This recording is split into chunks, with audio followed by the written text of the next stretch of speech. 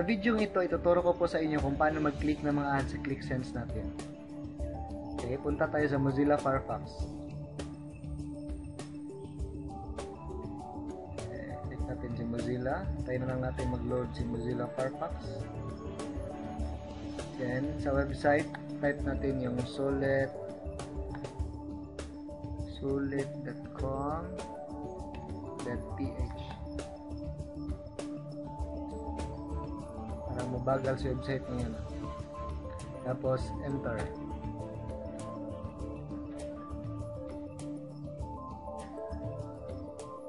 Bilisan mo website. Ayaw namin maghintay. Okay, dito sa page ng solid.com, type natin yung OK and come. Saka click natin yung search button na to.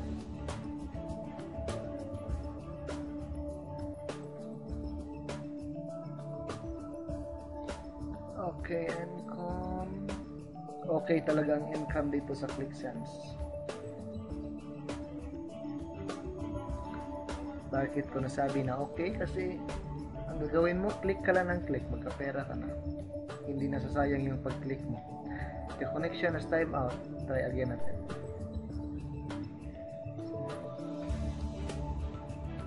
Masyadong mabagal yung connection ng internet natin ngayon.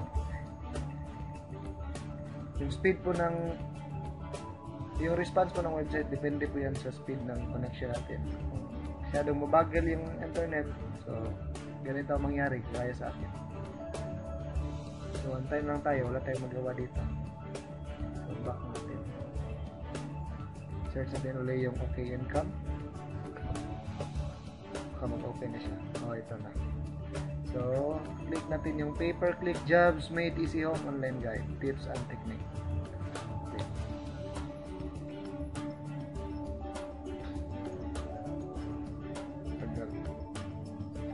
Okay, tagal.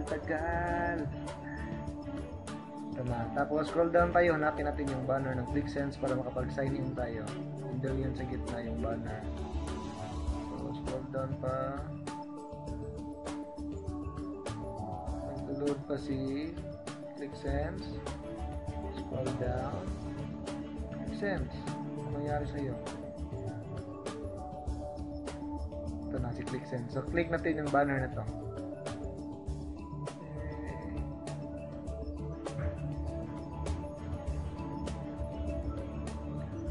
Ito na yung page ng ClickSense. Mag-sign in na tayo. Yung username natin.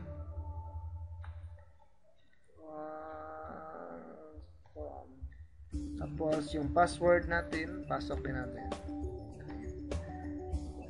Bahala ka na kung gusto mong makaremember si ClickSense sa iyo o ayaw mo. Sign in.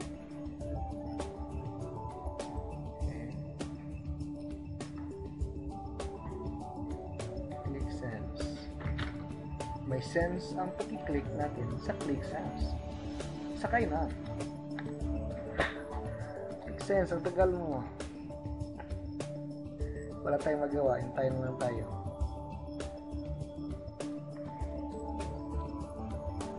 Huwag nating mamadaliin si ClickSense kasi marami siyang server na siniserve ngayon. ClickSense.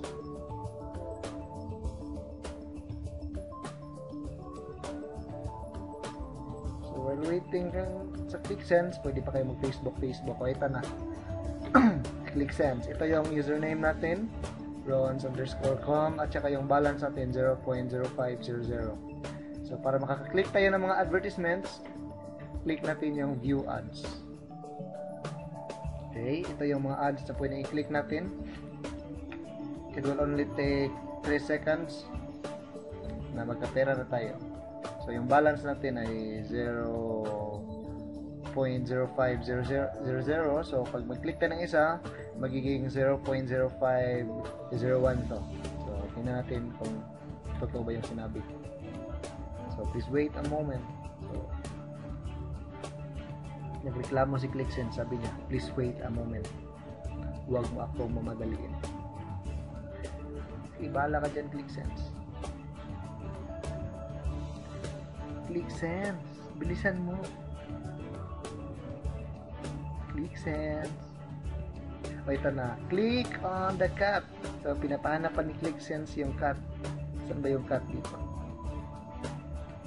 Ito siguro yung cat. Mabangis to na cat. Ito lang, cat. So, click mo yung cat. And then, done. You've just been credited 0.001 on your account. So, close na natin to. Tingnan natin yung balance natin. So, 0.0510 na na yung pumasok na yung 0.01 sa balance natin.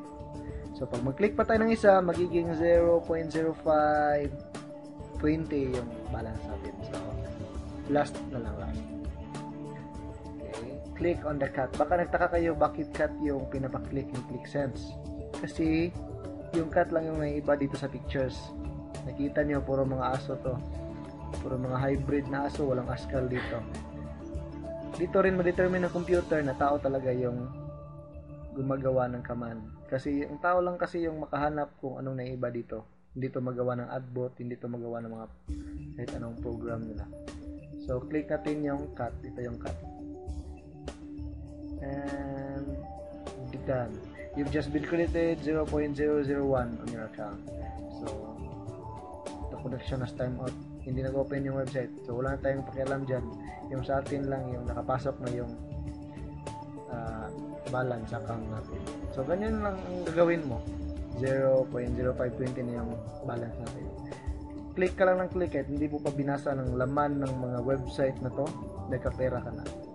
So, ganyan lang kadali at ganun lang kasimple ang pag-click ng mga ads dito sa ClickSense. Thank you.